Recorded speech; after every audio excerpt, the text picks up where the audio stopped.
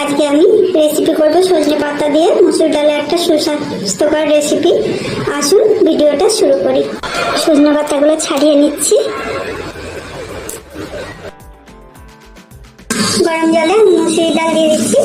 এটা 2 মিনিট মতো বয়েল করে নেব।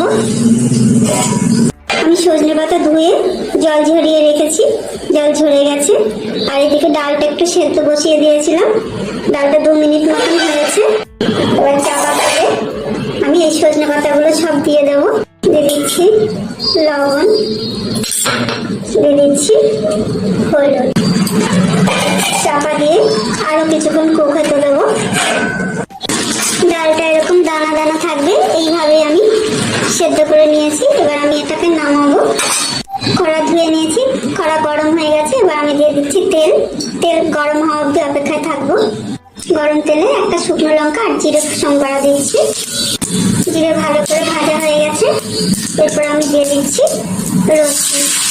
রসুনটা আমি ব্রাউন করে ভেজে নেব। রসুনটা ব্রাউন করে ভাজার পর আমি দিয়ে দিচ্ছি কাঁচা লঙ্কা।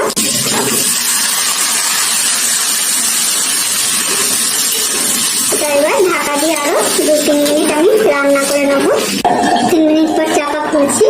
রান্নাটা রেডি। সজনে শাক দিয়ে মসুর ডালের সুস্বাস্থ্যকর রেসিপি। আপনারা এইভাবে করে খেয়ে দেখবেন, খুব ভালো লাগবে।